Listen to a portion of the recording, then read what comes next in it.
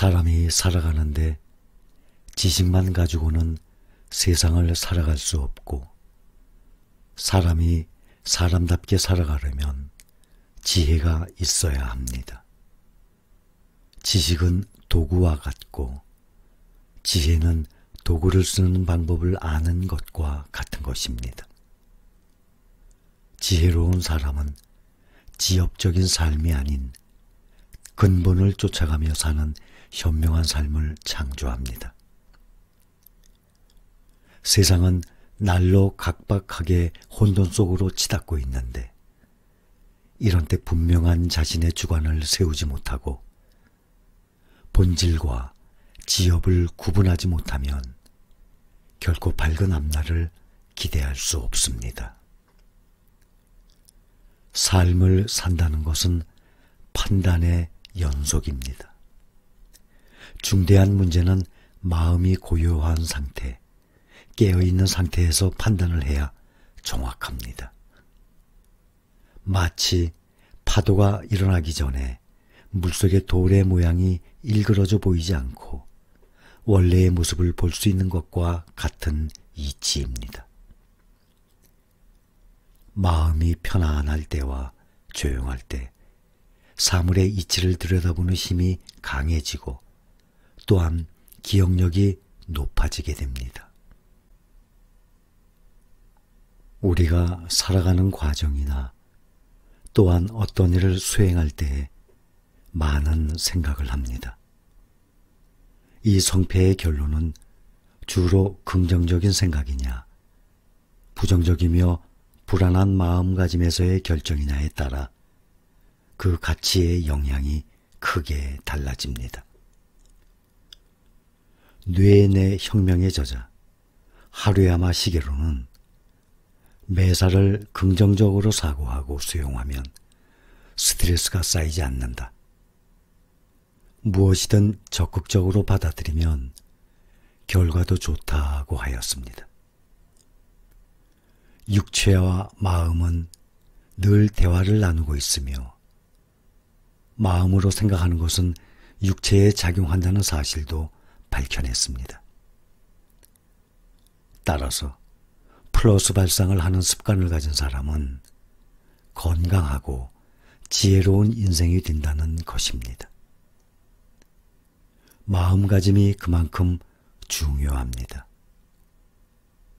지혜로운 것은 순수하고 요란하지 않으며 담백함이 있습니다.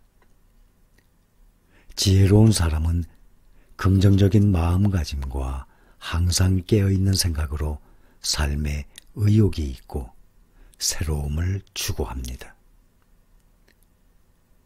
옛날 조선시대 세종 임금 때의 일이었습니다.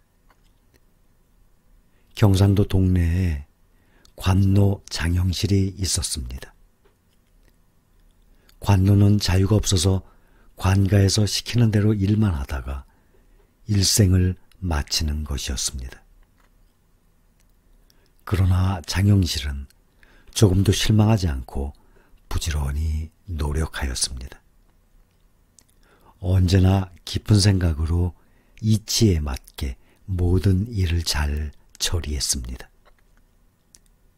그는 손재주가 뛰어난 사람이었습니다.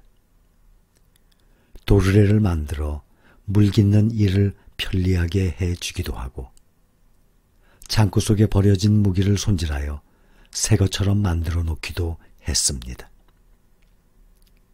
어느 해에는 심한 가뭄이 들어 논과 밭이 말라가고 있었습니다.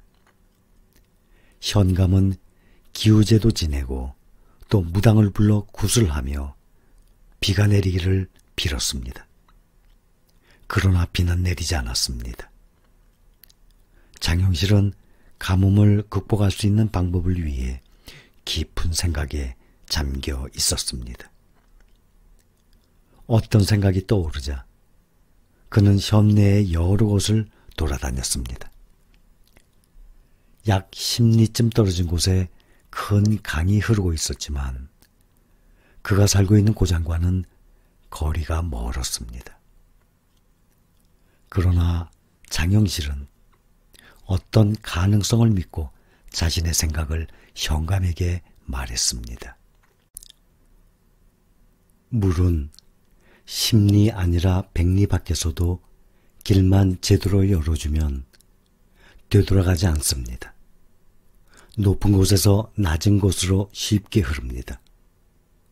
다행히 그곳은 이곳보다 지형이 높기 때문에 가능합니다.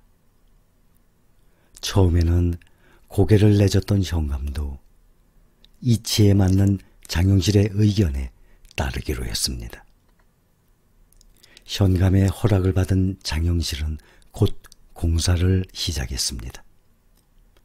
이리저리 지형을 조사하여 물이 잘 흘러내릴 곳을 골라 넓게 도랑을 파게 했습니다. 물은 아주 쉽게 동네 벌판까지 흘러들게 되었습니다. 동네에는 그때부터 가뭄 걱정이 없는 곳이 되어버렸습니다. 장영실에 대한 소문은 왕실까지 알려지게 되어 장영실은 임금의 부름을 받아 여러 가지 과학기구를 만들었습니다. 그리고 관노의 신분으로 감히 꿈도 꿀 수 없는 벼슬도 하게 되었습니다. 사람의 뛰어난 재능은 장영실의 경우와 같이 신분 제도를 뛰어넘어 벼슬을 하기도 하고 또 나라를 위하여 빛나는 업적을 쌓기도 합니다.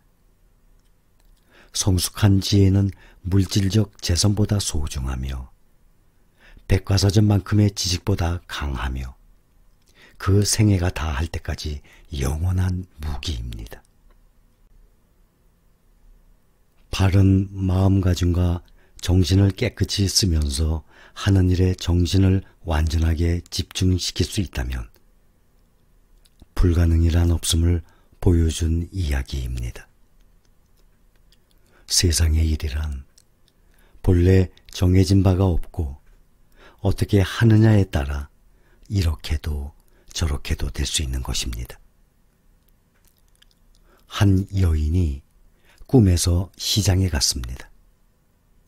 새로 문을 연 듯한 가게로 들어갔는데 가게 주인은 다름 아닌 하얀 날개를 단 천사였습니다.